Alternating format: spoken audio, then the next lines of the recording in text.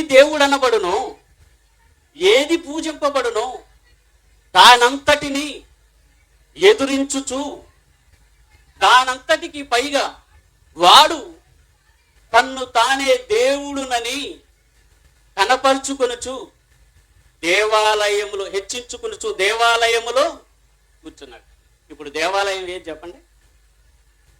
ఏమండి, ఏ దేవాలయంలో కూర్చుండో? మనం కట్టిన ఆ దేవాలయంలో కూర్చుండా, ఈ దేహం అనే ఈ దేవాలయంలో కూర్చుండా. ఈ దేవాలయము అనగా సంఘము. సంఘములో ఎవరిలో కూర్చుంటే బాగుంటుంది? దుష్టుడు విశ్వాసుల్లో కూర్చుంటే బాగుంటుందా? సేవకుల్లో కూర్చుంటే బాగుంటుందా? సేవకుల్లో కూర్చుంటే మొత్తం మేన్నే కొట్టేసామనుకోండి, ఇక్కడ లైట్లన్నీ ఆరిపోతాయి. లేదు, విశ్వాసులు కొట్టాలంటే ట్యాప్కి ఒక స్విచ్ కట్టేయాలి. ఇక్కడ ఉన్న స్విచ్ లైట్లన్నీ బంద్ అవ్వాలంటే ఏం చేయాలి? మెయిన్ను కొట్టాలి. ఇప్పుడు దుష్టుడు టార్గెట్ ఎవరి మీద ఉంది చెప్పండి? ఒక 200 మంది సంఘం ఉన్నారనుకోండి. ఈ 200 మందిని నిత్య నరకానికి పంపించాలంటే పెద్ద కష్టమే అసలు. ఒక్కనే జడగొడితే చాలు. ఈరోజు సేవకులు ఎలా ఉన్నారో మీకు చెప్పాను. నేనే రాజు, నేనే మంత్రి, నేను చెప్పిందే వేదం. ఏమండి, బైబుల్లో అలా ఉందా లేదా అని చూసుకునే వాళ్ళు ఎవరైనా ఉన్నారా? అసలు బైబుల్ చదవండి మనం. ఏమండి, బైబుల్లో యేసు ప్రభు ఒక మాట మాట్లాడతాడు. పీనుగ ఎక్కడ ఉండునో గద్దలు, పీనుగుల్లాగా మనం ఉన్నాం, గద్దల్లాగా వాళ్ళు వచ్చి చక్కగా పొడి చేసుకొని తింటున్నారు. మార్చిలో ఉన్న శవాలు ఉన్నట్టు ఉంటున్నారండి సంఘ విశ్వాసులు ఈరోజు. కానీ యేసు ప్రభు బోధ ఏంటో తెలుసా? మీరు ఏమి వినుచున్నారో జాగ్రత్తగా చూచుకోండి. జాగ్రత్త ఎక్కడ ఉండాలి? వాక్యం దగ్గర ఉండాలి. మనం అన్నిట్లో జాగ్రత్త పడతాం. వాక్యం దగ్గరికి రాగానే ఎందుకంటే అంత నిర్లక్ష్యం దేవుడు అంటే. దేవుడు అనగానే ఎందుకో మనిషికి భయం లేకుండా పోతుందండి.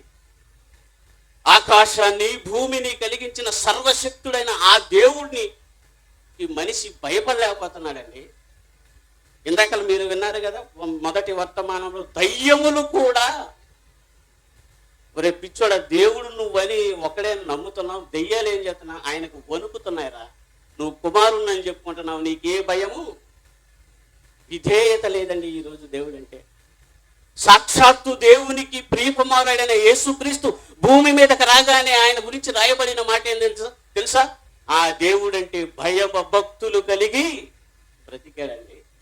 సాక్షాత్తు యేసుక్రీస్తే దేవుడికి భయపడుతున్నప్పుడు మనం ఏ పాటి వాళ్ళని చెప్పండి? ఎందుకు యేసుక్రీస్తు భయపడుతున్నాడో తెలుసా? ఆయన శౌర్యము, ఆయన ప్రజ్ఞ, ఆయన బలాతిశయము, ఆయన దహించు అగ్ని అని తండ్రి కుడిపాశానన్న యేసుక్రీస్తుకు తెలుసండి దేవుడు ఎంతటి వాడో. ఈరోజు ఆ దేవుడితో ఆయన కుమారుణ్ణి సమానుని చేస్తున్నాడంటే ఇతనికి బైబిల్ ఏమన్నా అర్థమైందా? ఒక్కసారి ఆలోచించండి. ఎవరు దేవుడు అనబడాలి, ఎవరు పూజించబడాలి, దాన్ని ఎదురిస్తున్నాడు. ఇప్పుడు వాణ్ణి బయటికి లాగాలంటే ఏం చేయాలో చెప్తున్నాడు పౌలు. ఏమంటున్నాడు తెలుసా? వాణ్ణి అడ్డగించినది ఏదో మీరు ఎరుగుదురు. వాణ్ణి అడ్డగించేది ఏంటో తెలుసా? వాక్యం. యేసు దేవుని కుమారుడని నువ్వు ఆ సంఘంలోకి వెళ్ళి చెప్పటం ప్రారంభించినప్పుడు వాడు వణికిపోతాడు, దుష్టుడు వణికిపోతాడు.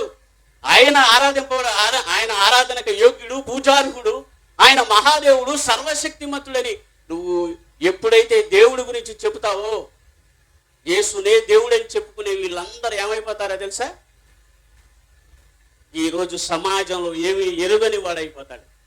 అదే చెబుతున్నాడు, వాడిని అడ్డగించినది ఏదో మీరు ఎరుగుదురు అని అంటున్నాడు. వాడిని అడ్డగించేది వాక్యం. వాక్యం మనం వెళ్ళి సత్యం చెబుతున్నప్పుడు అందరూ సైలెంట్ అవుతున్నారు, చూసారా? ఎందుకంటే దేవుడు మనకి ఎన్నో ఆధారాలు ఇచ్చాడండి బైబిల్లో. మన 12 మంది పాస్టర్లు వచ్చారు. ఆత్మీయ ప్రాంతం వెళ్తే 12 మంది. ఎప్పుడైతే మహాదేవుడు యేసుప్రభు అని చెప్తున్నాను, మొహాలన్నీ చిట్లిపోతున్నాయి అనుకోలేదు. ఇక నేను శత్రువుని అయిపోయాను. కానీ యేసుప్రభు ఏమన్నాడు? మీరు శత్రువులను కూడా ప్రేమించండి అని అన్నాడు. నేను శత్రువుని కూడా కదండి, సహోదరుని కదండి. బ్రదర్, మీరు చెప్పింది అలా ఉందా లేదా? ఒకవేళ నువ్వు అపార్థం చేసుకుంటే దేవుడు నీకు తెలియజేస్తాడు తన దాసుల ద్వారా. నేను అపార్థం చేసుకుంటే దేవుడు నీ ద్వారా నాకు తెలియజేస్తున్నాడు అన్న మంచి ఆలోచనకు రావాలి. నన్ను వెంటనే విలన్ చూపు చూస్తున్నారండి. సౌలు దావీదుని చూసినట్టు ఇసప చూపు చూస్తున్నారట. శాంతితో పడతారేమో. నేను ముందే చెప్పా, మీరు యేసు యేసు ప్రభు మహాదేవుడని ఎవరైనా అంటే ఈ రెఫరెన్స్కు లోబడి నాతో మాట్లాడండి, నాకు లేఖన ఆధారం చూపించాలన్న. ఒక్కడు మారు మాట మాట్లాడి. నేను వేరే చోట కూడా చెప్పాను, దేవుడు ఎవరు అనేది ప్రపంచానికి తెలుసు. ఇవాళ నువ్వు నేను చెప్పవసరం లేదు, తెలుసా? దేవుడు ఎవరు అనేది ప్రపంచంలో ఉన్న ప్రజలందరికీ తెలుసు. ఒక్కడే దేవుడు అని తెలుసు. ఆ ఒక్కడే దేవుడు యెహోవా అని కూడా తన దాసుల ద్వారా ఆయన తెలియపరుచుకున్నాడు. నేను ఎప్పుడు గట్టిగా మాట్లాడే మాట ఏంటంటే, బయలుదేవతకి 450 మంది ప్రవక్తలు ఉన్నారు, జీవము గల యెహోవా వైపు ఒకే ఒక్కడు వచ్చాడని. ఆయన ఏలియా. ఏలియాని ఏమన్నాడు తెలుసా? రోషము కలిగిన ప్రవక్త. నా కొడుకు, నాకున్న రోషం. ఆజ్ఞలో ఏమని చెప్తాడండి దేవుడు? నేను రోషము కలిగిన దేవుడిని, నేను తప్ప వేరొక దేవుడు మీకు ఉండకూడదు. నేను అదే చెప్తాను. అబ్రహాంతో మాట్లాడినా, మోషేతో మాట్లాడినా, ఎవరితో మాట్లాడినా, వాళ్ళకి ఎన్ని బిరుదులు ఇచ్చినా. మోషేకి బిరుదు ఇచ్చాడు, నా ఇల్లు అంతటిలో నమ్మకమైన వాడు. అబ్రహాం స్నేహితుడు అన్నాడు. అబ్రహాం స్నేహితుడు అన్నా లేదా? దావీదు నా ఇష్టానుసారుడైన మనిషి. ఎవరితో మాట్లాడినా ఆయన ఒక్క మాట చెప్తే లోబడాలి, విధేయత చూపాలి. అలా చూపిన వారు ఎవరంటే ఒకే ఒక్కడు యేసుక్రీస్తు. అందుకే ఆయనకు అన్ని నామముల కంటే పైనామం. ఈరోజు మీరు ఆలోచిస్తారు, చక్కటి మాటలు మీరు వింటారు. ఈ సమాజంలో ఉన్న ప్రతి వాడి నోర్లు మూయించాలి అంటే బైబిల్ నీకు బాగా తెలిసి ఉండాలి. ప్రతి కాదన్న వాడి ప్రతి మాటను తొలగించాలి అంటే బైబిల్ అనే ఈ వీర ఖడ్గాన్ని చేతబట్టుకోవాలి మనం. ఇది ఎంత గొప్పదంటే, వాక్యము సజీవమై బలము గలదై 2 అంచులు గల ఎటువంటి వాడి గల ఖడ్గము కంటెను వాడిగా ఉండి కీళ్లను మూలుగలను ప్రాణాత్మలోకి దూరుచున్నది అన్నాడు. ఎంత బలమైనదో ఒక్కసారి ఆలోచించండి. బలమైన ఆయుధం నీ చేతిలో ఉన్నప్పుడు ఎందుకు నువ్వు పిరికి వాళ్ళగా భయపడుతున్నావు? ఈరోజు వాళ్ళకి జనం ఎక్కువ ఉన్నారని అదే సత్యం అనుకుంటుందా మనుషులు. కానీ సత్యం ఎరిగిన నువ్వు క్రైస్తవుడా, నువ్వు ప్రజల మధ్యకు వెళ్ళాలి అంటున్నాడు. బయలుదేవుడే నిజం అనుకుంటున్నా ఆ ప్రజల మధ్యకు వెళ్ళి, బయలుదేవుడు నిజమా, యెహోవా దేవుడు నిజమా, రండి తెలుసుకుందాం అన్నాడండి. సవాళ్ళు ఇసిరాడండి. అలాంటి సేవకులు కావాలి అనుకుంటున్నాడు దేవుడు. ఆ భక్తులు మరలా నాకు కావాలి అనుకుంటున్నాడు. అలాంటి భక్తులు నా పిల్లల్లో నుంచి లేవాలి అనుకుంటున్నాడు. ఎంతమందిని ఎంత దేవుడి కొరకు ఆరాటపడుతూ పోరాటం చేయాలని ఆలోచించుకుంటున్నారు. ఒకసారి ఆలోచించండి. మనం అందరం ఏ కుమారుడే అని నమ్మాము, కానీ ప్రజల్లోకి ఎవరైనా ముందు రాగలిగామా? ఒక మీడియా ముందుకెళ్ళి మొట్టమొదటిగా నేనేనండి యేసు దేవుడు కాదని చెప్పాను అని చెప్పగలిగిన వాడు ఉన్నాడా? ఆలోచించండి. దేవుడు మనల్ని కోరుకుంటున్నాడని. అప్పుడు వచ్చాడు, మీ పిలవండి మీ దేవుడిని అని అన్నాడు. వారు బయలా బయలా బయలా, వాడు నిద్రపోతున్నాడేమో, ముందు వాడిని లేకుండా అంటున్నాడండి. ఎంత హేళనగా ఉన్నమాట. ఇప్పుడు నాకెంత కోపం వచ్చింది ఆ బ్యాచ్లో ఉంటే. బయలా నువ్వు వత్తవారావా, బయలా ఏమైపోయావు? వాడు ప్రయాణములో ఉన్నాడేమో. ఒకే ఒకడండి. అసలు బైబిల్లో సత్యం ఏంటో వాక్యమే తెలియనోడే ధారాళంగా ప్రజల ముందుకు వచ్చి మాట్లాడుతుంటే, సత్యం ఎరిగిన వాడి దేవుని కుమారుడివి నువ్వెందుకయ్యా భయపడుతున్నావు? ఇప్పుడు నువ్వు సత్యం చెబితే చంపుతారని ఏమన్నా భయం ఉందా? తిరిగి వాళ్ళు పరలోకం వెళ్తారని ఉందండి బైబిల్లో? అంత రోషం కలిగిన వాళ్ళండి వాళ్ళు. చివరికి తలనైనా తీయించుకుంటారు కానీ దేవుణ్ణి గణపరుస్తారండి మొత్తానికి. వాళ్ళు మొద్దుకై వంగి నమస్కరించలేదని హామాను కుట్ర చేస్తే ఒక్కటే మాట అన్నాడు, మేము దేవునికి తప్ప ఎవడికి శిరస్సు వంచం అని అన్నాడు. యూదులందరినీ చంపాలనుకున్నాడండి. కనుక ఆ భక్తుల జీవితాలను మనం చూస్తే, పిలవండి వాడు ప్రయాణంలో ఉన్నాడేమో, నిద్రపోతున్నాడేమో, వాడికి వినపడలేదేమో అన్నప్పుడు మధ్యాహ్నం దాకా టైం ఇచ్చాడండి. అలిసిపోయారు, చేతులు కోసుకుంటున్నారు. బయలా బయలా రారా నాయన, ఉంటేగా రావటానికి. ఊరుకోండి అన్నాడు. 2 గంటకాలు తోవిచ్చాడు, 2 ఎడ్లను వధించాడు. జీవము గల యెహోవా రమ్ము అన్నాడు. అంతే, ఆకాశం నుంచి అగ్ని దిగి మొత్తాన్ని దహించేసిందండి. అది దేవుణ్ణి కనపరచటం, దేవుని మహిమపరచటం. అనేక మంది జనం యొద్దకు వెళ్ళి దేవుడు ఒక్కడే అని నిరూపించారండి. వాళ్ళు నిరూపించిందే నువ్వు చెప్పలేని స్థితిలో ఉండు. నువ్వు దేవుణ్ణే మార్చేస్తే ఆ దేవుడికి ఎంత కోపం వస్తుందో ఒక్కసారి ఆలోచించావా? ఏ రోజైనా మనం ఆలోచించగలుగుతున్నామా? కనుక దేవుని ఎదుట కట్టిన దుర్గములను మనం పడద్రోయాలి, ఆ దేవుణ్ణి కనపరచాలి. యేసుక్రీస్తు వచ్చి చేసిందదే. యేసుక్రీస్తు స్థానంలో ఈరోజు దేవుడి స్థానంలో ఈరోజు యేసుక్రీస్తుని పెట్టి, యేసును దేవుడు అంటే నువ్వు నమ్మవా? నన్ను దేవుడు అంటే నమ్మరు, యేసు ప్రభుని దేవుడు అంటే నమ్మవా? ఏమా మీరు నమ్మరా? మొన్నటిదాకా నమ్మలేదా? ఈరోజు అందరూ యేసే దేవుడు అంటున్నారు. ఇలాంటి పరిస్థితుల్లో ఇప్పుడు మనం యేసు దేవుని కుమారుడని ఈ సమాజానికి చెప్పవలసిన అవసరత ఉంది. వీళ్ళు ఎక్కడ పొరపడ్డారో, ఎక్కడ యేసును దేవుడు అనుకుంటున్నారో కొన్ని సందర్భాలు మీకు చూపిస్తానండి. లూకా గారు రాసిన సువార్త 2వ అధ్యాయం 1వ వచనం. ఆజ్ఞ ఆయను సిరియా దేశమునకు అధిపతి అయి ఉన్నప్పుడు జరిగిన అందరూ ఆ సంఖ్యలో రాయబడుటకు తమ తమ పట్టణములో నుండి యోసేపు దావీదు వంశములోను గోత్రములోను పుట్టినవాడు గనుక తనకు భార్యగా, ఇది మనసులో పెట్టుకుంటే తనకు భార్యగా అంటే యోసేపుకి భార్య. మనకి మత్తయి సువార్త 1వ అధ్యాయం 18లో మరియతో ఆయనకు ప్రధానము జరిగింది అని చెప్పాడు. ప్రధానం అంటే ఏంటో తెలుసా? పెళ్లి జరిగింది అని చెప్తున్నాడు. ఒక్కొక్క కాలంలో ఒక్కొక్క విధంగా ఉంది ఈ పెళ్లి వ్యవస్థ. చూస్తే పెళ్లి విషయాన్ని దేవుడు మనకే అప్పచెప్పాడు. ఇలాగే చేసుకుంటారా పెళ్లి అని దేవుడు ఎక్కడ చెప్పలేదు. అసలు పెళ్లిలో ఉన్న పరమార్థం ఏంటంటే అమ్మాయిని అబ్బాయికి ఇవ్వటం. బహుమతి ప్రధానోత్సవం అంటారు. ఎవరో పెద్ద ఆయన ఎమ్మెల్యేనో ఎవరైనా పిలిపించి బహుమానం ఇస్తారు. ఇచ్చిన తర్వాత ఏమంటే ఆ బహుమానం మరలా ఇస్తారా అంటారా ఎవరన్నా? ఇవ్వటం. అందుకే చూడండి, బొందేసేటప్పుడు ఏమంటారంటే బొందు పడ్డదంటే ఆటోమేటిక్. ఇప్పుడు యోసేపు గారు ఏమంటున్నాడంటే, ఇంకా నేను ముట్టనే లేదు, నువ్వు గర్భవతి అని చెప్తున్నావు ఏంటి అని ఆమెను అవమానపరచనొల్లక విడనాడాలనుకున్నాడంటే విడాకులు ఇవ్వాలి అనుకున్నాడు. అప్పుడు భార్య కంటే కూడా దేవుడు ఏం చేశాడంటే తన దూతనకి యోసేపు సందేహించొద్దు, ఇదిగో ఆమె కన్యకే గర్భవతి కుమారుణ్ణి కంటది, ఆయనకి ఇమ్మానేలు అని పేరు పెట్టని చెప్పిన తర్వాత ఆయన వెంటనే భార్యని తీసుకొని ప్రజా సంఖ్య రాసి ఆ టయానికి వీళ్ళు పేరు నమోదు చేయించుకుందామని వెళ్ళారండి. అక్కడ ప్రసవ దినముల నిండగానే ఆమె కుమారుని కన్ని పొత్తిగుడ్డల్లో అతన్ని చుట్టి ఏడన పడుకోబెడదామని చూస్తే సత్రాల్లో స్థలము లేనందున పశువుల తొట్టిలో పడబెట్టిందండి. ఎక్కడ పడబెట్టారు? పొద్దుగూకులు తొట్టిలోనే పెట్టిందా?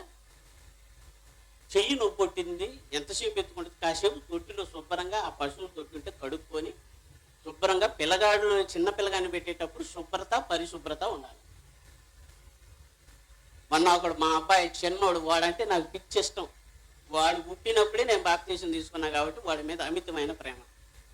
వీడు పుట్టక చదువుకు నేను దుర్మార్గుని, వీడు పుట్టినాక నేను ప్రభులోకి వచ్చాను, వాడిని చూసినప్పుడల్లా సంతోషపడతా, వాడి మీద చేయలేపినా కొంచెం కంగారు పడతా.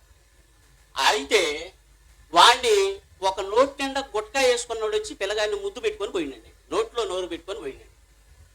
వాడు వాంతి చేసుకుంటాడు, నేను కంగారు అయిపోతున్నా, ఇప్పుడు దాకా బాగున్నాడు, చిన్న బిడ్డ ముద్దుగా ఉన్నాడు, ఏం జరిగిందంటే ఇందాకలో ఒకడు గుట్కా వేసుకొని వచ్చి ముద్దు పెట్టుకున్నాడు. ఆ రోజు నుంచి నేను వాడి కాపలాలు కాయాలి, ముసలాలను కూడా ముద్దు పెట్టుకొని ఎందుకో తెలుసా? బ్యాక్టీరియా ఉంటుంది వాళ్ళ నోట్లో. పిల్లల్ని ఎలా ముద్దు పెట్టుకోండి, నీ నోట్లో ఉన్న బ్యాక్టీరియా అంతా వాడికి వెళ్తే జ్వరం రావటం ఏదో అవుతుంది. వాడు ఉంటున్న పరిసరాలు బాగుండాలి. మరియమ్మ తల్లి ఏం చేసిందంటే ఆ తొట్టిని శుభ్రంగా కడిగి అందులో కాసేపు పడబెట్టుకుంది. ఇక వాళ్ళు ప్రజా సంఖ్యలో మరి వాళ్ళు పేరు నమోదు చేయించుకున్నారో లేదో మొత్తానికి అక్కడ రాయబడలేదు. రాయబడినప్పుడు మనం మాట్లాడకూడదు. అనుమానాలు ఏంటంటే ఒకవేళ రాయబడి ఉంటే అతన్ని ఈజీగా పట్టుకునే వాళ్ళే. ఎందుకంటే ఇప్పుడు ఆధార్ కార్డు తీస్తే నీ బయోడేటా మొత్తం వచ్చేసి నువ్వు ఎక్కడున్నా క్షణాల్లో పట్టుకుంటారు కనుక మరి ఆ విషయం మనకు అనవసరం. ఇప్పుడు ఆయన తీసుకొచ్చి ఆ తొట్టిలో ఉన్నప్పుడు దేవదూతల సమూహం దిగింది. ఎక్కడికి? గొర్రెల కాపరుల దగ్గరికి దిగింది. దిగి మీ కొరకు రక్షకుడు పుట్టున్నాడు అని చెప్పాడండి. ఈ సేవకులు మనల్ని ఎంత మోసం చేస్తున్నారో మీరు బాగా వినాలి. రేపు నవంబర్ 20 నుంచే స్టార్ట్ చేస్తాడు పాస్టర్ గారు. దమ్ముకు ఒకటి పెట్టుకొని రోడ్ల మీద తిరుగుకుంటాడు, నేడు మీ కొరకు రక్షకుడు పుట్టాడు అంటాడు. నువ్వు దేవదూతవా? నువ్వు చెబుతున్నావు ఏంటి? ఎక్కడ పుట్టాడు సిపి బాబు అని అంటే ఏం చూపిస్తారండి? రక్షకుడు పుట్టాడు అంటున్నావు, మాకు వరకు అంటున్నావు, నీకు వరకు కాదుగా, చూపించంటే ఏం చెప్తారండి? ఇప్పుడు వీళ్ళంతా వెళ్ళి చూసేసరికి పొత్తి గుడ్డలతో చుట్టి పశువుల తొట్టిలో పడుకొని ఉన్నాడండి.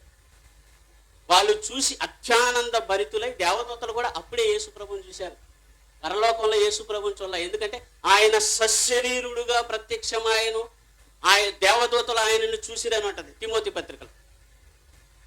ఇప్పుడు ఆయన్నే చూసిన ఈ గొల్లలు ఏం చేశారంటే, దేవుణ్ణి మహిమపరుచుకుంటూ వెళ్ళారా, యేసును మహిమపరిచారా, యేసుకి ఏమన్నా మొక్కారా? ఆలోచించాలి. లేదండి. ఇప్పుడు మనోళ్ళు ఏం చేస్తారంటే క్రిస్మస్ పాకలేస్తారు. పాకలేసి అందులో క్రిస్మస్ పాకలేసి అందులో ఏం చేస్తారు, చిన్న చిన్న బాలయేసు బొమ్మలు తెచ్చి, ఎవడో మనిషి చేసిన బొమ్మలు తీసుకొచ్చి ఆ తొట్టిలో పెట్టి ప్రతి వాళ్ళని, ఎమ్మెల్యేలని, పెద్దవాళ్ళని తీసుకొచ్చి ఓపెనింగ్లు చెప్తుంటారు. వీటిలో కూడా పోటీ అయిపోయిందండి భలేగా. ఆలోచించండి. ఆ రోజు యేసు ప్రభు లోక రక్షకుడని, దేవుని కుమారుడని ఎరగని జనం ఆయన పట్టించుకోలేదు. ఇప్పుడు నువ్వు తెలుసుకున్నావు కదా, నీ హృదయంలో పెట్టుకోవచ్చుగా, రక్షణ పొందుకోవచ్చుగా. నీ ఇంటి ముందు పాకేసావేంటి? ఏమండి, నీ ఇంటి ముందు పాకేసి అదిగో యేసు ప్రభు, అదిగో దేవుని కుమారుడు. ఇక సెమీ క్రిస్మస్ అని పెద్ద పాస్టర్ని పిలుపుతారు. ఆయన ఎవరో రెవరెండో బిషప్ అవుతాడు. ఆయన తీసుకునే సందేశాన్ని మీరు ఆలోచిస్తే, ఇదిగో దేవుడే సాక్షాత్తు మానవుడిగా భూమి మీదకి వచ్చాడని చెబుతున్నాడు. నా పక్కనే మా అబ్బాయి కూర్చొని, ఇదేంటి దేవుడు వచ్చాడంటాడేంటి, ఇదేంటి నాన్న అని అడుగుతున్నాడు నన్ను. దేవుడు వచ్చాడని చెబుతున్నాడంటే ఎట్లా? శరీరధారిగా వచ్చాడంటున్నాడు. ఆలోచించండి, ఇది ఎంత మోసం. ఇదేంటండి దేవుడు వచ్చాడంటున్నావు, దేవుని కుమారుడు వచ్చాడని కదా బైబిల్లో ఉందని ఒక్కళ్ళని అడుగుతారండి? ఏమంటే అసలు ఏమీ మాట్లాడరండి భలేగా. లోకంలో ఏదన్నా అయితే ముందుకే వెళ్ళి మాట్లాడుతుంటారు. ఒక పోలీస్ ఆఫీసర్కి భయపడని నువ్వు దేవుడంటే భయమే లేదు అసలు. ఏది బైబిల్లో లేకపోయినా ఉందండి అంటే వాళ్ళు చెప్పేది తప్పంటారా అన్నట్టుగా మాట్లాడుతున్నారు. ఇప్పుడు మీరు ఆలోచిస్తే ఈ పాస్టర్ గారు అక్కడ పెట్టి చేయించే కార్యక్రమం ఏంటంటే, గొల్లలను, జ్ఞానులను ఒకేసారి ప్రవేశపెడతారండి. ఇది నిజమా చెప్పండి? గొల్లలు వచ్చిన టయానికే జ్ఞానులు కూడా వచ్చారా? ఇక దేవుడి కోపం వచ్చే భయంకరమైన మాట వాళ్ళు చెబుతానండి. సేవకుని పిల్లలు, సంఘంలో సంఘ పెద్ద పిల్లలు డ్యాన్స్లు ఉంటాయండి. పాట ఏమో యేసు ప్రభుదని పెడతారు, స్టెప్పులు ఆడి సినిమా స్టెప్పులే ఇట్టంట. ఇదేంటండి? ఏమి నేర్పిస్తున్నారు నీ పిల్లలకి? జీన్స్ పాయింట్లు వేయటాలు. ఇంకొకడైతే మరీ దారుణం, యేసు ప్రభు వచ్చి వాడిని చేయబట్టుకుని లేకపోతే నేను రాను. ఒక్కడనే ఏంటిదో ఇది, అసలు ఏం చేస్తున్నారు, ఎలా ప్రవర్తిస్తున్నారు? ఒక్కళ్ళకి ఆలోచన రాదండి భలేగా. మనం ఎంత వాక్యం వెంట ఇంటికి పోయి మనం చేసే కార్యక్రమం ఏంది వచ్చే నెల. కానీ ఇంటికి సున్నం కొట్టు, ఇంటికి సున్నం. దేనికి? యేసు పుట్టాడు. మరి యేసు ప్రభు పుడితే నువ్వు ఇంటికి సున్నం కొట్టుకోవా? అంట్లన్నీ తీస్తారండి, అటకెక్కించిన అంట్లన్నీ తీసి శుభ్రంగా గడిగి మళ్ళీ పైకి ఎక్కిస్తారు. ఇంకా రుద్దుకోవటం ఎందుకండి? మళ్ళీ ఎప్పుడు చేస్తారు? మళ్ళీ సంవత్సరం రావాలి. ఇంట్లోనే పిండి వంటలు, ఒక పక్కేమో రంగులు, ఒంటికేమో హంగులు, బ్రతుకు చూస్తే అదే బ్రతుకు. మన భక్తుడు అన్నాడు, నేను యేసుప్రభు నమ్మక ముందు 3 సార్లు గుండు కొట్టా, గుణం మారలా. గుండు కొట్టినా గుణం మారలా. యేసుప్రభు నమ్మక ముందు బట్టలు మార్చినా బ్రతుకు మారలా అని మంచి పాట రాశాడండి. ఏమన్నా మారిందా మనసు చెప్పండి? మనం ఇంత వాక్యం విన్నోళ్ళు కూడా రేపు పండగ భర్తల్ని ఏమంటారు? వేసరాకపో, చికెను, మటను, బిర్యానీ, కొత్త చెప్పులు, కొత్త బట్టలు, మ్యాచింగ్ రిబ్బన్స్, అన్నీ మ్యాచింగ్లే. మీరు అసలు పండగలు చేయొచ్చా మనం క్రైస్తవులు? మీరు పండుగలను, దినములను, మాసములను ఉచ్చరించుట చేత మీ విషయమై నేను పడిన ప్రయాసం వ్యర్థమైపోవునేమో. ఎంత బాధపడుతున్నాడండి పౌలు. ఇంతమంది సేవకులు ఇంత నేర్పితే మీరు ఇంటికి వెళ్ళి పండగల్లో మునిగిపోతే, ఈ టైంలో యేసు ప్రభువే వస్తే మన పరిస్థితి ఏంటి? ఒక్కళ్ళన్న ఆలోచన ఉందా? ఇవన్నీ కాకుండా యేసే దేవుడుగా వచ్చాడని మొన్నండి మన తెలంగాణ ముఖ్యమంత్రి రేవంత్ రెడ్డి గారు ముందు సతీష్ కుమార్ గారికి అవకాశం ఇచ్చారు మెసేజ్ చెప్పని. నాయకులు వచ్చినప్పుడు ఎలా చెప్పాలండి?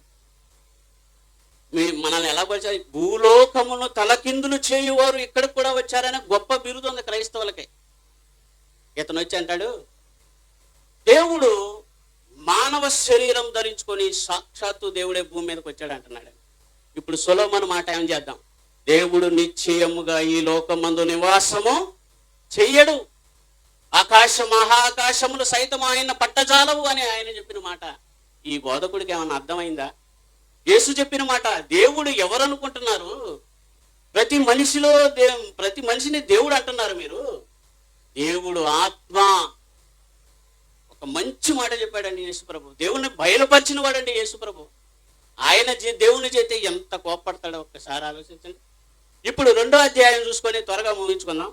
ఇప్పుడు మత్తయి సువార్త 2 కొద్దామండి, ముగించేస్తా ఇది చూపించేసి. మత్తయి సువార్త 2వ అధ్యాయము 1 నుంచి అండి. రాజైన హేరోదు దినముల యందు యూదా దేశపు బెత్లెహేములో యేసు పుట్టిన పిమ్మట, ఇదిగో తూర్పు దేశపు జ్ఞానులు యెరూషలేమునకు వచ్చి, యూదుల రాజుగా పుట్టినవాడు ఎక్కడున్నాడు అన్న వాళ్ళు ఎవరో తెలుసండి? ఇశ్రాయేలీలా? ఏమంటే తూర్పు దేశపు జ్ఞానులు వచ్చిన వాళ్ళు ఇశ్రాయేలీలు కాదు. వాళ్ళు ఏం అడుగుతున్నారు తెలుసండి? వాళ్ళ మాటల్లో లాజిక్ మనం ఆలోచిస్తే, ఏమంటే రాజు పుట్టాడు అంటున్నారా, దేవుడు పుట్టాడు అంటున్నారా? యేసు ప్రభు కూడా ఏమయ్యా నా గురించి లోకం ఏమనుకుంటుందని శిష్యులను అడిగాడు, 12 మంది ఫాలోవర్స్ని. అయ్యా బాప్తీసం యోహానను, ప్రవక్తల్లో ఒకడని, ఇర్మియా అని వీళ్ళు అనుకుంటున్నారా అంటే, సరే వాళ్ళ గురించి వదిలేద్దాం, మీరేమనుకుంటున్నారు అన్నాడండి. అసలు వాళ్ళు దేవుడు అని అనుకున్నారండి లోకం? దేవుడు ఎవరన్నా అయ్యా నిన్ను దేవుడు అనుకుంటున్నారని పేతురు కానీ శిష్యులు కానీ అన్నారా? ఎక్కడ? ప్రవక్తల్లో ఒకడనో లేకపోతే ఏలియానో, మరి బాప్తీసం ఇచ్చే యోహాను అప్పుడు చచ్చిపోయాడు కనుక ఆయన మృతుల్లో లేచాడు అనుకుని మరి ఏ రోజు అనుకుంటున్నాడు, ఎలా అంటున్నారు అన్నాడు. మీరేమనుకుంటున్నారు అన్నాడు. ఈ 11 మంది సైలెంట్ అయ్యారు.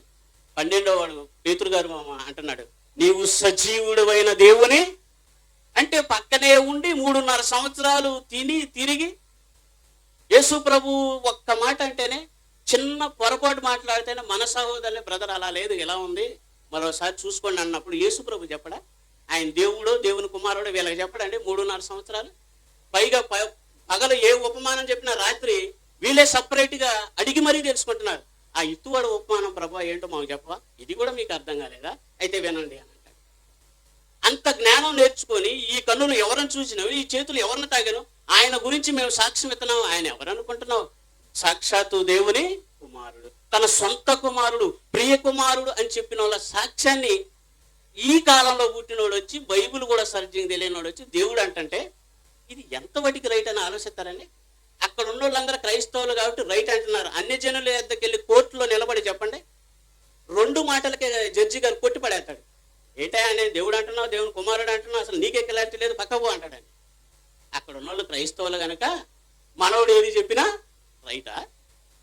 ఆలోచించండి. ఇప్పుడు తూర్పు దేశపు జ్ఞానులు వచ్చి రాజు పుడితే ఎక్కడికి వెళ్ళాలి, యూదులకు రాజుగా పుట్టినవాడు ఎక్కడున్నాడని ఎవరిని అడుగుతున్నారంటే, రాజగృహంలోకి వెళ్ళి యెరూషలేములో ఉన్న రాజును అడుగుతున్నారు. అంటే వీళ్ళు ఏమనుకుంటున్నారంటే, రాజు పుడితే రాజగృహంలో పుడతాడు. ఇప్పుడు మనకు రాజు పుట్టాడని తెలిసింది అనుకోండి, మేము ఎక్కడికి వెళ్తామో తెలుసా? ముత్యాలలో రాజు గారి కోట ఉంది, అక్కడికి వెళ్ళి ఆ రాజుగారు అంటే మీకు బాబు పుట్టాడంటగా అని అంటారు. వీళ్ళు కూడా ఏమనుకున్నారు, రాజు పుట్టాడంటే రాజగృహంలో పుడతాడని రాజుగారి దగ్గరికి వెళ్ళారు. ఏం రాజు పుట్టాడా అని శాస్త్రులు పరిశీలనందరినీ, ప్రజల్లో ఉన్న వాళ్ళందరినీ పిలిచి, యాజకులను శాస్త్రులను 2 వర్గాలు అన్నారు. యాజకులు అంటే దేవుని పిల్లలు, లోకంలో ఉన్న శాస్త్రాలు తెలిసిన వాళ్ళు. వీళ్ళు కూడా యేసు ప్రభు నక్షత్రాన్ని చూశారు. ఈరోజు నక్షత్ర సూచకులు అని మనకి యెషయా గ్రంథంలోనే మాట్లాడు. నక్షత్ర సూచకులు మాచచర్య చెప్పువారు నిలబడి నీ మీదకి వచ్చినది తప్పించుదురేమో ఆలోచించు అని అంటున్నాడు. ఆకాశం మందు కనపడి చిహ్నములకు వారు భయపడతారు, మీరు భయపడకండి అని అంటున్నాడు. జనముల ఆచారములు వ్యర్థములు. ఏమంటే ఇప్పుడు వీళ్ళు ఆకాశంలో చూసి నక్షత్రాలనే ఫోకస్ చేస్తున్నారు, పరిశీలన చేస్తున్నారు. ఇప్పుడు కూడా మనకి ఎడ్వన్ హేలీ అని ఒక ఆయన ఉన్నాడండి. ఇతడు ఆ నక్షత్రం కదలికని కొన్ని సంవత్సరాలకి, ఇన్ని సంవత్సరాల తర్వాత దగ్గరకు రావటం, మళ్ళీ వెళ్ళిపోవటాన్ని చూసి దానికి అబ్బా నక్షత్రాలు కదులుతాయి అని పరిశోధనలో తేల్చి రాసుకొని ఆ నక్షత్రానికి ఈయన పేరే పెట్టుకున్నాడు. ఏం పేరు? ఎడ్వన్ హేలీ. అంటే ఇలాంటి పరిశోధకులు ఆనాటి కాలంలో ఉన్నారు. వాళ్ళు వచ్చారు, ఒక చుక్క పుట్టిందంటే రాజు ఖచ్చితంగా పుట్టుంటాడు, రాజగృహంకి వెళ్ళి రాజు మన్నలను పొందుదామని కొని వచ్చారండి. ఇప్పుడు ఒక ఎమ్మెల్యే కొత్తగా వచ్చాడు అనుకోండి, పోలీస్ వర్గం ఏం చేస్తారు తెలుసా? ఆయన సెలెక్ట్ అయ్యాడని ఓట్లు లెక్కింపు రాగానే బుకేలు తీసుకొని వెళ్తారు. ఎందుకు? ఆయన మన్ననలను పొందాలి. వీళ్ళు అలాగే వచ్చారు. ఒకవేళ లేదండి వీళ్ళు ఇశ్రాయేలీలు అయితే బాగా ఆలోచించండి, యేసు క్రీస్తు బాలుడుగా ఉన్నప్పుడు మొక్కుతారా? ఆలోచించండి. ఇశ్రాయేలీల యూదులు ఎలాంటి వాళ్ళు? తల తీసినా ఒప్పుకుంటారు కానీ మనిషికి మొక్కలు. అంత నిష్ఠాగరిష్ఠులు వాళ్ళు. మీకు యాకోబు గురించి చెప్పాను, ఒరే ఈ అన్నిల దేశంలో నా శవం కూడా ఉండకూడదు, నాకు ప్రమాణం చేయి. కొడుకు ఏమంటున్నాడు తెలుసా? ఆయన గర్భాన్ని పుట్టినాడు, తండ్రికి తగ్గ కొడుకు యోసేపు ఏమంటాడు తెలుసా? ఒరే ఈ అన్నిల దేశంలో ఈ ఐగుప్తులో నా ఎముకలు కూడా ఉండకూడదురా. అబ్రహాము, ఇస్సాకు, యాకోబును మా నాన్న ఏడపట్టి పెట్టారు, అక్కడ నన్ను పాతిపెట్టండి, నాకు ప్రమాణం చేయి. మోషే మనకి న్యాయాధిపతుల్లోనే నిర్గమకాండంలోనే ఆయన ఎముకలు ముందుగా ఐగుప్తుకి వెళ్ళాయండి, కనాను దేశానికి వెళ్ళాయని ఉంటాయి. ఏదో ఒక రోజు దేవుడు ఖచ్చితంగా దర్శిస్తాడు, ఆ రోజు నా ఎముకలు కూడా ఈ అన్యుల దేశంలో ఉండకూడదు. అన్యుల మధ్య బ్రతుకుతూ అన్యుల వాసనలు అంటకుండా ప్రత్యేకంగా బ్రతికిన గొప్ప జనాంగం అండి వాళ్ళు. అలాంటిది యూదులు అయితే యేసు ప్రభువుకు మొక్కుతారా? ఆజ్ఞల్లో మొదటిది ఏం చెప్పండి? నాకు తప్ప మీరు ఎవ్వరికి మొక్కకూడదు. కనుక వచ్చిన వాళ్ళు ఎవరు అని అంటే అన్యులు. మరి వీళ్ళు నక్షత్రం ఎక్కడ పుట్టుద్దని చెప్పాడు? ఈ మాట చూద్దాం. సంఖ్యాకాండం 24:17. నక్షత్రము యాకోబులో పుట్టును, రాజదండము నక్షత్రము, అక్కడ ఒక మాట ఉంటుంది 24:17 అండి సంఖ్యాకాండం. నక్షత్రము యాకోబులో ఉదయించను, అదిగోండి రాజదండము ఇశ్రాయేల్లో నుంచి లేచును. అంటే ఇశ్రాయేలు గర్భవాసం నుంచి రావాలి, యోధా గోత్రంలో నుంచి రావాలి. వీళ్ళకి ఏం అర్థమైంది అని అంటే వీళ్ళేమో తూర్పు దేశపు జ్ఞానులు నక్షత్రాలను పరిశోధించి వచ్చారు. ఇక్కడికి వచ్చి రాజుగా పుట్టినవాడు ఎక్కడయ్యా అంటే రాజు పుట్టాడా? ఏంటయ్యా? యాజకులను పిలిపించాడు. ఏంటి రాజు ఎక్కడ పుడతాడని ఉంది, మీ గ్రంథాలు తీయండి అయ్యా అంటే అప్పుడు ఈ సోమరులైన శాస్త్రులు పుస్తకాలు ముందేసుకొని, సోమరులు కాదండి వీళ్ళు, ఆదివారం ప్రసంగాలు ఎలా ఉంటాయో తెలుసా? వీళ్ళు ప్రిపేర్ అవ్వరు, ఏదో ఒకటి చెప్పొచ్చులే. ఇంకో సంఘాల్లో అయితే సంవత్సరానికి సరిపోయిన పుస్తకం ఉంటుంది ఆయన దగ్గర. ఈ వారం ఈ చర్చిలన్నీ ఇదే మెసేజ్ చెప్పాలి. భలే కాలం గడుపుకుంటున్నారు, మనల్ని సులువుగా మోసం చేస్తున్నారు. ఇప్పుడు వీళ్ళు పుస్తకాలన్నీ తీసుకెళ్తే ఎక్కడ ఏంటయా చెప్పండి అంటే అప్పుడు అంటున్నారు మేకా గ్రంథం 5:2 ఏమనుంది? యోధా దేశపు బెత్లెహేమ, యోధా ప్రధానంలోను ఎంత మాత్రం అల్పమైన దాని కాదు, నిన్ను పరిపాలించు రాజు నీలో నుండే వచ్చును. ఎందుకన్నారో తెలుసా? బెత్లెహేమ నుంచి వస్తాడని ఎందుకన్నారో తెలుసా? వాళ్ళకు ఒకటి ఉంది, గొలియాతు నుంచి మమ్మల్ని కాపాడింది దావీదు గర్భవాసం నుంచి రక్షకుడు వస్తాడని మేము విన్నాం. ఇక మమ్మల్ని రక్షించి వాడు ఎక్కడి నుంచి వస్తాడో తెలుసా? బెత్లెహేములో నుంచి వస్తాడని చెరగన ముద్రతో ఉన్నారు వాళ్ళు. అందుకే సంఖ్యాకాండంలో కూడా రాజ్యదండము ఇశ్రాయేల్లో నుంచి లేచును. ఇశ్రాయేలుని ఎలాగైతే కంటికి రెప్పలా దావీదు కాపాడుకున్నాడు, అంతకంటే గొప్పవాడు రాబోతున్నాడు. యేసు క్రీస్తు అనంటే సాక్షాత్తు దేవుని ప్రేమను చూపినవాడు. అందుకే యేసు క్రీస్తు అంత గొప్పవాడే. చివరిగా ఈ మాట చూడండి, అక్కడ జ్ఞానులు, ఈ మాట చెప్పి ముగితండి, అక్కడ జ్ఞానులు ఎంతమంది వచ్చారని చెప్తారండి మన వాళ్ళు? బొమ్మలు కూడా ఎన్ని పెడతారండి? 3 వచ్చారా? 3 ఎమ్మెల్యే ఇంటికి వెళ్ళండి, ఎమ్మటిని వస్తాడేమో. ఒక ఎమ్మెల్యే ఇంటికి ఒక 3 వెళ్తాడండి. మేము 20 మంది వచ్చామండి ఎమ్మెల్యే గారితో పని. ఎంతమంది వచ్చారు అన్నాడు. లోపలే ఉండవు, 20 మంది వచ్చారండి. 20 సరే చెప్పండి అని అన్నాడు. ఇదేంటన్నా? ముస్లిమ్స్ అండి, వాళ్ళ ఐక్యత బాగుంటుంది. వాళ్ళు 100 మంది వచ్చారు, వాళ్ళు ఒక పని మీద వచ్చారు. వీళ్ళు గబాగబా వెళ్ళి అయ్యా ముస్లిమ్స్ కూడా వచ్చారు, వాళ్ళు ఎంతమంది వచ్చారు? 100 మంది వచ్చారు. టకటక వచ్చాడు మళ్ళీ.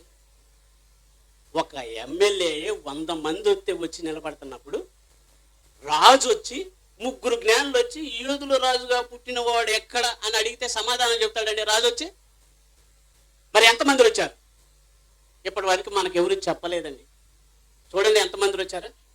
అక్కడ ఏమన్నా ఉందో తెలుసండి, యెరూషలేము వారందరూ కలవరపడ్డారట ఆ జనాన్ని చూసి. ఆ మాట చదవమ్మా.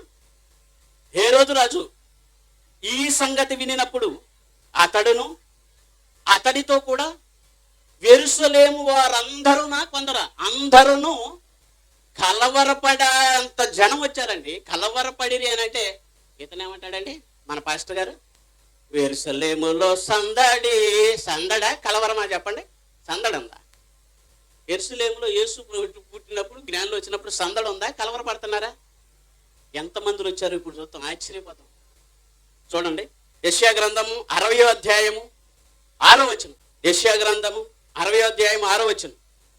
ఒంటెల సమూహము మిద్యాను ఏయిఫాల లేత ఒంటెలను దేశం మీద వ్యాపించెను. వారందరూ షేబా నుండి వచ్చేదరు బంగారమును ధూపద్రవ్యమును తీసుకొని వచ్చిరి. అబ్బా, ప్రకటించెదరు అని అంటే భవిష్యత్తులో జరగబోయేది. ఎంతమంది ఒంటెల సమూహం వచ్చిందండి. అందుకే ఆ ఊరంతా ఎంతమంది జనం ఏంటి అని నన్ను ఆశ్చర్యపోయారండి. కలవరం. ఇంకా మీకు కీర్తనల గ్రంథం 72వ అధ్యాయం 8వ వచనం ఇది చూసుకొని ప్రార్థన చేద్దామండి, టైం అయిపోయింది. సముద్రము నుండి సముద్రము వరకు, యూఫ్రటీస్ నది మొదలుకొని బూది గంతముల వరకు అతడు రాజ్యము చేయును. అరణ్యవాసులు అతనికి లోబడుదురు. అతని శత్రువులు తర్షీసు రాజులు, ద్వీపముల రాజులు కప్పము చెల్లించెదరు. షబారాజులను కానుకలను తీసుకొచ్చును. రాజులందరూ అతనికి నమస్కారం చేసేదరు. అన్యజనులందరూ అతడు సేవించెదరు. దరిద్రులు మొదలుపెట్టగా అతడు వారిని విడిపించును. దీనులను నిరాధారులను అతను విడిపించును. నిరుపేదల యందు బీదల యందును అతడు కనికరించును. బీదల ప్రాణములను అతడు రక్షించును.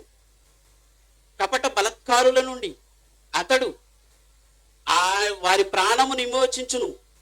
వారి ప్రాణము వీరి దృష్టికి ఆయన చిరంజీవి అగును. అది దాటిపోయాం. 15వ వచనం. అతడు చిరంజీవి అగును. చిరంజీవి అంటే అర్థం ఏంటో తెలుసా? చిరకాలము జీవించువాడు. ఏమైపోయాడండి? చిరంజీవి. ఎవరు లోకంలో ఉన్నోడు పెట్టుకోండి చిరంజీవి అని. ఎవరు? మన ప్రభువుకు పెట్టబడింది ఈ దానియేలు గ్రంథంలో దేవుడికి చిరంజీవి అని అంటాడు దేవుణ్ణి. ఇప్పుడు ఇక్కడ కూడా ఆయన చిరంజీవి అంటే స్థిరకాలము ఉండవలసిన వాడు. ఒంటెల సమూహం వచ్చింది. నువ్వు అనుకున్నంత ముగ్గురు జ్ఞానులు కాదు, జ్ఞానులు గొల్లలు ఒకేసారి రాలేదు. దేవుడే సాక్షాత్తు భూమి మీదకి రాలేదు. కనుక ఇంకా 2 మంచి మాటలు ఉన్నాయి, అవి రేపు చెప్తాను. ఎందుకంటే మొదటి యోహాను 1:1 ఉంది కదా, దేవుని యొద్ద దేవుడు ఉన్నాడని. దేవుని యొద్ద దేవుడు లేడని ప్రవక్త చెప్పేశాడు. అది రేపు చెప్తాను. కళ్ళు మూసుకొని ప్రార్థన చేసుకున్నాను. పరిశుద్ధుడు అయిన తండ్రి, దయగల దేవ, కృప కలిగిన తండ్రి, నాయన ఈ రాత్రి వేళ నాయన నీ సన్నిధిలో నీ పిల్లల మధ్య మరి కొన్ని మాటలు చెప్పుటకు మీరు ఇచ్చిన అవకాశానికి మీరు మరి ఈ మాటలను జ్ఞాపకం చేసినందుకు నీ కృతజ్ఞతాస్తుతులు చెల్లిస్తూ మరి నా తర్వాత మాట్లాడబోయే నీ దాసులందుకు నీ కృపను తోడుగా ఉంచండి నాయన. ఉన్నతమైన విషయాలు చెప్పి నాయన మా అందరి ఆత్మలను తృప్తిపరచండి. ఈ కార్యక్రమం అంతా కూడా నాయన మర్యాదగా క్రమముగా జరిగించి మీరే మహిమ ఘనత ప్రభావములు పొందుకున్నామని నీ ప్రియకుమారుడు ఈ లోకరక్షకుడు మనుషులందరూ ప్రభు అయిన యేసుక్రీస్తు వారి పవిత్రమైన నామంలోనే ఈ ప్రార్థన వీడుకుంటున్నారు. పరమ తండ్రి. అందరికీ వందనాలండి.